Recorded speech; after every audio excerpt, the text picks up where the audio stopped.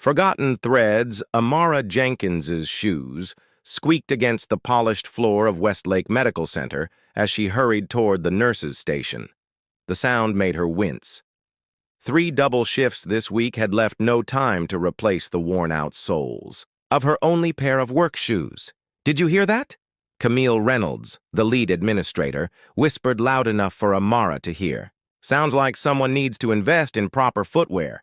This isn't a community clinic." Amara kept her eyes forward, focusing on the patient charts rather than the sting of the comment. Westlake catered to the elite of San Francisco, celebrities, tech executives, and old money families who expected perfection in every detail, including the staff's appearance. "Morning, Delia," Amara greeted the receptionist, who offered a sympathetic smile. "Dr. Harmon wants you in room 12. The Prescott family is asking for you specifically." A small victory. Despite her worn shoes and drugstore makeup, Amara had earned a reputation for exceptional care. Mrs. Prescott, wife of a venture capitalist, had requested Amara during her recovery from cosmetic surgery. "Ms. Jenkins," Dr. Harmon approached as Amara was checking Mrs. Prescott's vitals. "A reminder about the Westlake Foundation Gala this Saturday. All senior staff are expected to attend." Amara's stomach tightened. "Dr. Harmon, I'm not senior staff." "Mrs. Prescott specifically requested you represent her care team. Consider it recognition of your work." He lowered his voice. "And please, appropriate attire is mandatory."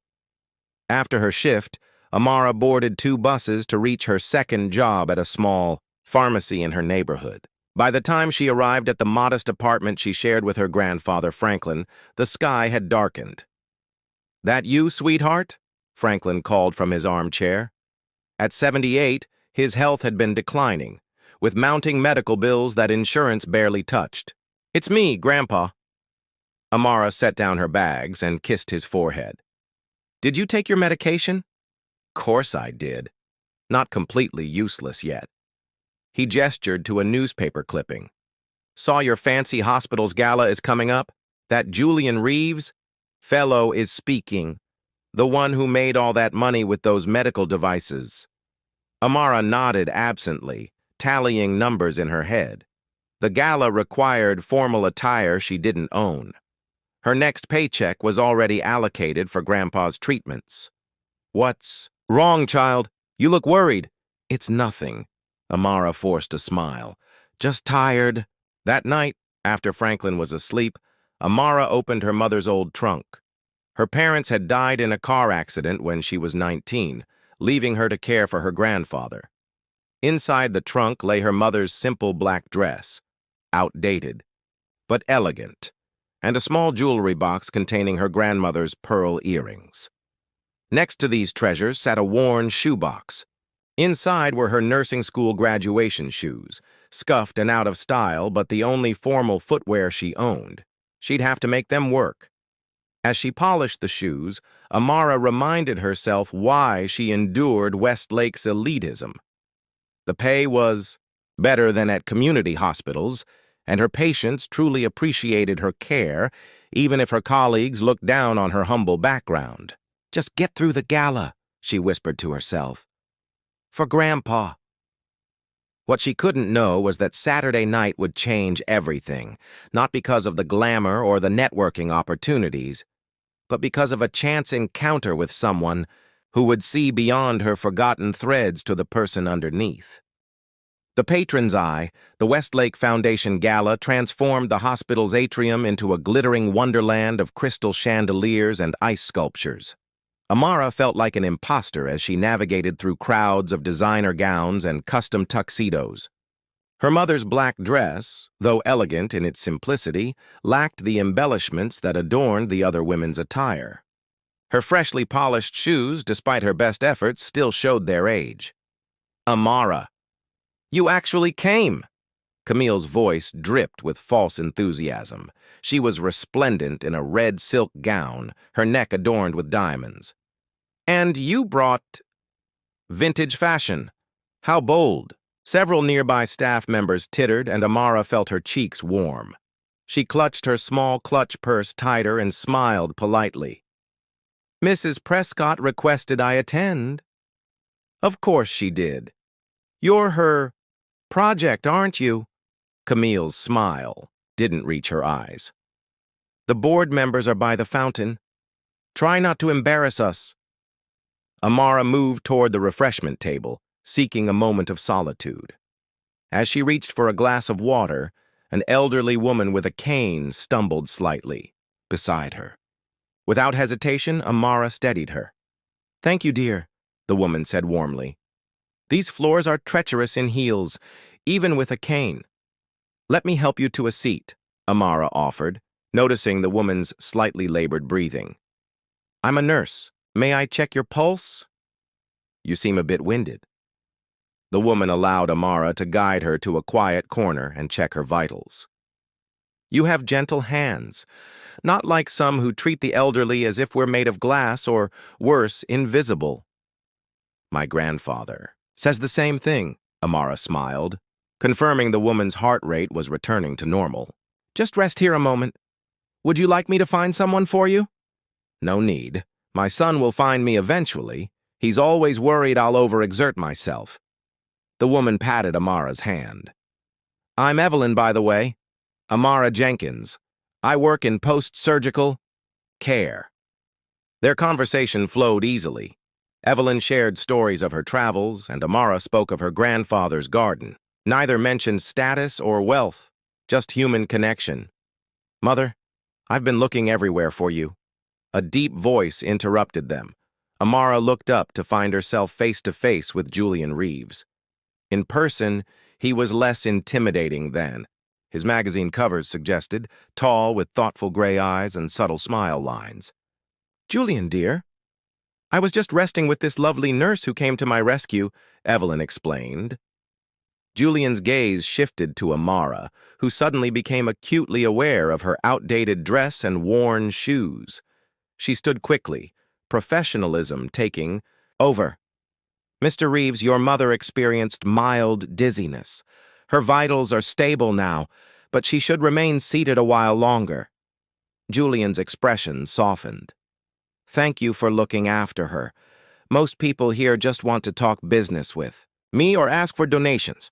Before Amara could respond, Dr. Harmon appeared, eyes widening at finding her with the evening's keynote speaker. Mr. Reeves, I see you've met one of our nurses. His emphasis on nurse carried a dismissive undertone. Indeed, she's been taking excellent care of my mother while I was being pulled in 12 directions. Julian's tone was pointed. Ms. Jenkins should return to circulating, Dr. Harmon suggested firmly. The Prescotts were asking for her. Amara nodded, politely. It was nice meeting you both. Please don't hesitate to find me if you need anything else. As she walked away, she heard Julian ask, That's Amara Jenkins, the nurse my mother's friend Elaine Prescott has been raving about? The evening proceeded with Amara fulfilling her obligations, speaking with the Prescotts and other patients who recognized her. From across the room, she occasionally felt someone watching her.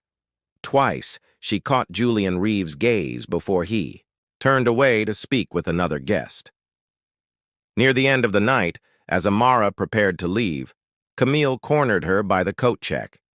I saw you talking to Julian Reeves. What could you possibly have to say to someone like him? Her words were slurred slightly from champagne. His mother needed medical attention, Amara replied simply. Listen, charity case, Camille hissed. People like him aren't interested in people like you except as a tax write-off. Know your place. Is there a problem here? Julian's voice came from behind them. Camille spun around, her expression morphing instantly into a brilliant smile. Mr. Reeves, I was just telling Amara how impressed we all were with your speech. Julian's eyes narrowed slightly. Strange. I distinctly heard you call her a charity case and tell her to know her place. Camille paled. I was just... Ms. Jenkins? Julian turned to Amara, ignoring Camille completely. My mother wanted me to give you this. He handed her a small envelope. She said you mentioned your grandfather loves gardening. These are seeds from her personal collection. Rare, herbs she thought he might enjoy. Amara accepted the envelope, touched by Evelyn's thoughtfulness. Please thank her for me. Perhaps you could thank her yourself, Julian suggested. She's hosting a small garden party next weekend for her horticultural society. She'd be delighted if you and your grandfather could attend. Camille's mouth fell, open in shock. Amara herself was stunned into momentary silence. That's very kind, but my grandfather has mobility issues, and I usually work weekends. The invitation stands, Julian said, handing her a business card. My personal number. Let me know if you change your mind. As he walked away, Amara stood frozen, the envelope in one hand, his card in the other. For the first time that evening, she forgot about her worn shoes and outdated dress. Someone had seen her, really seen her, not as a charity case, but as a person worthy of notice. Whispers and Bridges. The week following the gala transformed Amara's workplace into a hotbed of gossip. Whispers followed her through the corridors of Westlake Medical Center. Did you hear? Julian Reeves gave her his personal number. Probably. Feels sorry for her. Community service for the billionaire. I heard she deliberately sought out his mother to get close to him. Amara kept her head high and focused on her patients, but the constant murmurs wore on her. During her lunch break, she retreated to the hospital's rooftop garden, a quiet sanctuary few staff utilized. Hiding from your newfound fame, Amara turned to find Dr. Teresa Mendoza, the hospital's respected neurosurgeon, settling beside her on the bench. Just enjoying some peace, Amara replied cautiously. Dr. Mendoza wasn't among her usual tormentors, but Amara had learned to be wary. Smart choice. The vultures are circling. Dr. Mendoza unwrapped her sandwich. For what it's worth, I think they're jealous. Julian Reeves doesn't give his number to just anyone. Not even to our illustrious Dr. Harmon, who's been trying to secure a technology partnership with Reeves Innovations for years. Amara sighed. I haven't even called him. The invitation was for my grandfather, who loves gardening like Mr. Reeves's mother. Dr. Mendoza studied her. May I offer some unsolicited advice? Don't let others define your worth. I grew up in a neighborhood where aspiring to be a doctor was considered putting on airs.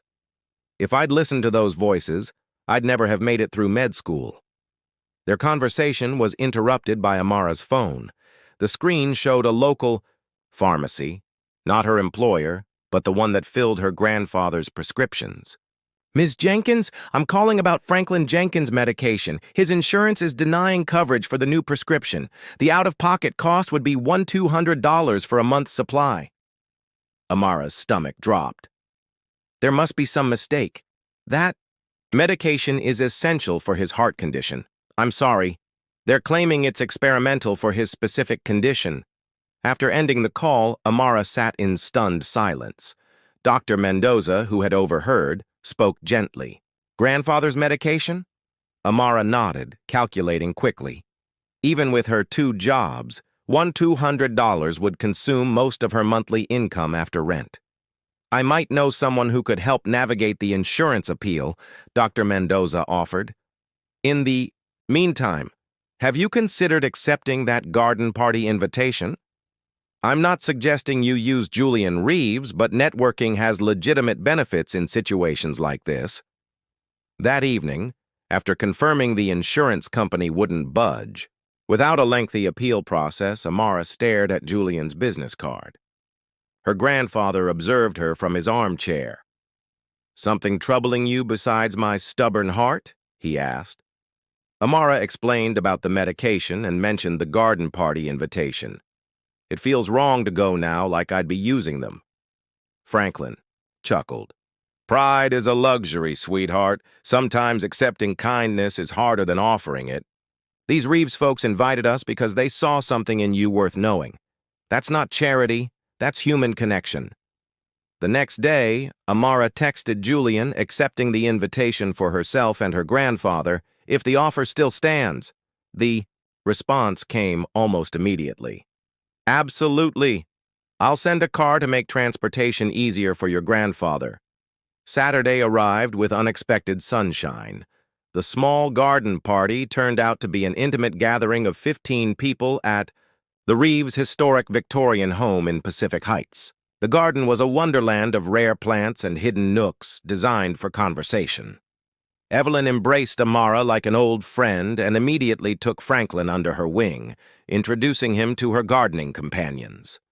Julian appeared at Amara's side, dressed casually in jeans and a simple button-down shirt, a stark contrast to his formal gala attire. "Your grandfather and my mother are already plotting botanical conspiracies," he observed with amusement. Amara relaxed slightly. "He hasn't been this animated in months. Thank you for including him." "I should be thanking you." "Mother hasn't hosted a garden party since her stroke last year. Meeting you reminded her how much she enjoys connecting with new people." Julian guided her toward a stone bench. "I hope the hospital gossip hasn't been too brutal." Amara looked at him in surprise. "How did you know?" "I've been on display since my first company went public at 26. I recognize the signs of someone weathering public scrutiny." His eyes met hers directly. "For what it's worth, I didn't invite you here to start rumors or out of pity. I found our conversation refreshing. Do you know how rare it is for me to meet someone who doesn't immediately pitch me a business idea or ask about my net worth?" As the afternoon progressed, Amara discovered Julian was nothing like the tech titan portrayed in the media. He was thoughtful, occasionally awkward, and genuinely interested in her work with patients. When she hesitantly mentioned her grandfather's medication issue, Julian didn't offer money. Instead, he suggested a patient advocacy group his company supported that helped with insurance appeals. "They've got an 80% success rate getting denials overturned," he explained, sending her the contact information. "Their services are free." By the time Julian's driver returned them home, a tentative bridge had formed between their worlds, built not on charity or obligation, but on mutual respect and genuine connection. For the first time in years, Amara allowed herself to consider the possibility of friendship beyond the boundaries she'd established to protect herself. What she couldn't have anticipated was how quickly that fragile bridge would be tested. The weight of Worlds 3. Weeks after the garden party, Amara found herself in Westlake Medical Center's administrative office, facing the hospital's board chair, Patricia Livingston, and Dr. Harmon. The formal setting sent anxiety coursing through her. "Ms. Jenkins, it's come to our attention that you've developed a personal relationship with Julian Reeves," Patricia began, her tone deceptively casual. "Mr. Reeves and his mother have been kind to my grandfather and me," Amara responded carefully. Dr. Harmon leaned forward. "We're concerned about potential ethical complications. Mr. Reeves is a major donor to this hospital and is considering funding our new cardiac wing." Understanding dawned.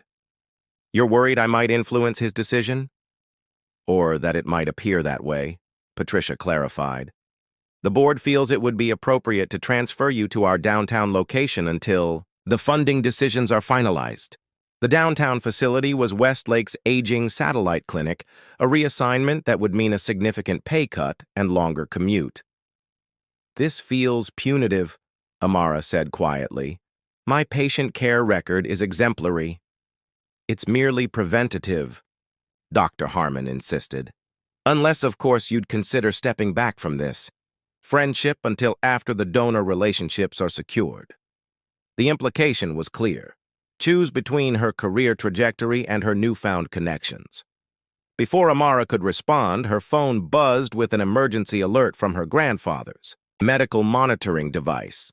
Her face must have betrayed her panic because Patricia immediately softened. "Go. We can continue this discussion tomorrow." Amara rushed to her grandfather's apartment to find paramedics already there. Franklin had suffered a serious cardiac event and needed immediate hospitalization. Hours later, sitting beside his hospital bed, not at Westlake, which his insurance wouldn't cover, but at County General, Amara faced the doctor's grim assessment. "Without the medication we discussed last month, his condition will continue to deteriorate. The appeal process typically takes 60–90 days, but given his current state, the doctor left the implication hanging. Franklin needed the medication now, not in 3 months. Even with the patient advocacy group's help, time was running short. Amara's savings would cover perhaps 2 weeks of treatment. When she stepped into the hallway to compose herself, she found Julian standing there, concern etched on his face. "Evelyn was worried when you missed your gardening date with her," he explained. "I hope it's okay that I came." The dam broke. Tears Amara had been holding back spilled down her cheeks as she explained the situation. Both her grandfather's deteriorating condition and the hospital's ultimatum. "They want me to choose between my career and—" She hesitated. "And me?" Julian finished, his expression darkening. "Patricia Livingston has been leveraging my potential donation to manipulate hospital staff. It's not just that," Amara admitted. "Even if I accept the transfer, my grandfather needs medication I can't afford, and the insurance appeal won't be resolved in time." Julian was quiet for a long moment. "Let me help." "I can't ask that of you. You didn't ask," I offered. "There's a difference." His voice was gentle but firm. "This isn't charity, Amara. This is what friends do. They show up when it matters. People will talk. They'll say I befriended you for your money." Julian laughed without humor. "People have been ascribing ulterior motives to my relationships since I made my first million at 24. It nearly destroyed my ability to trust anyone." He met her gaze directly. "But I've learned something important. What other people think matters far less than what I know to be true." Later that night, after Julian had left and Franklin had fallen asleep, Amara made a decision. Pride wouldn't pay for her grandfather's treatment. If accepting help meant enduring gossip and judgment, so be it. Some things were worth the weight of worlds. What she didn't anticipate was Julian's approach to helping. Instead of simply writing a check, he arranged for Franklin to be enrolled in a clinical trial his company was funding, one testing the very medication Franklin needed, with all participants receiving the actual treatment, not a placebo. It was help that preserved dignity and advanced medical research simultaneously. As for Westlake's ultimatum, Amara decided to face it head-on, not with defiance, but with clarity about her own worth that she had never before possessed.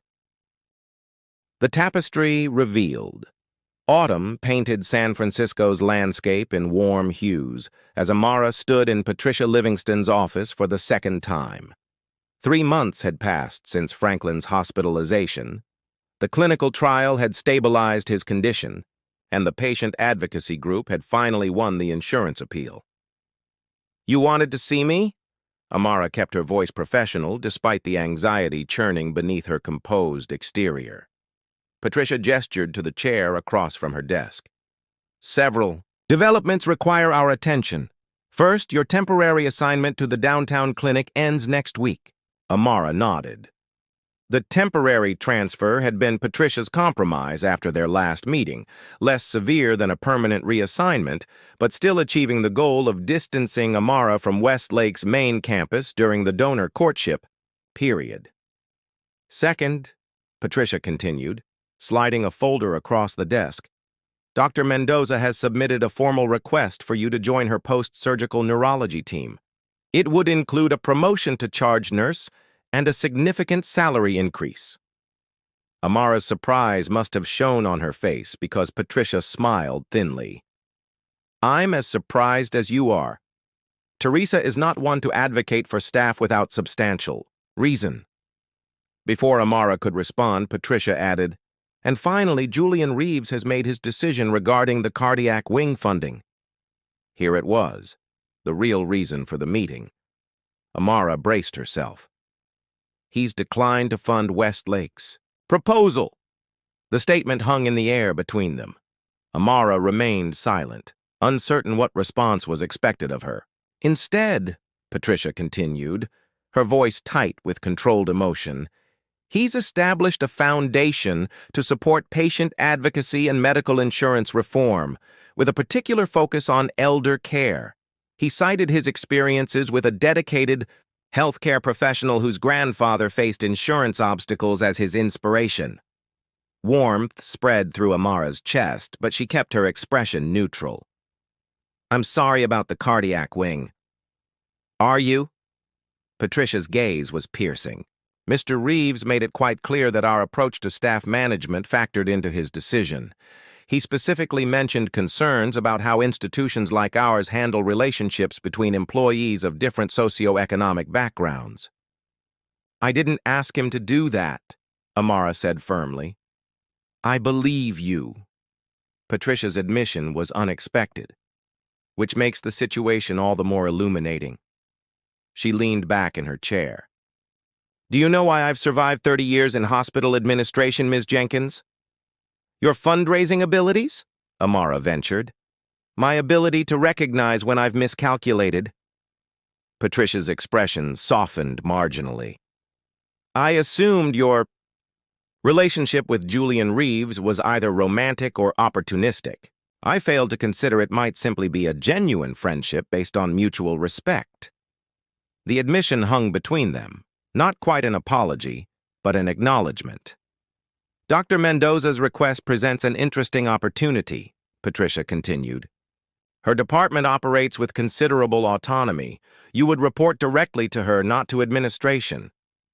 The implication was clear, a position where Patricia's influence would be limited.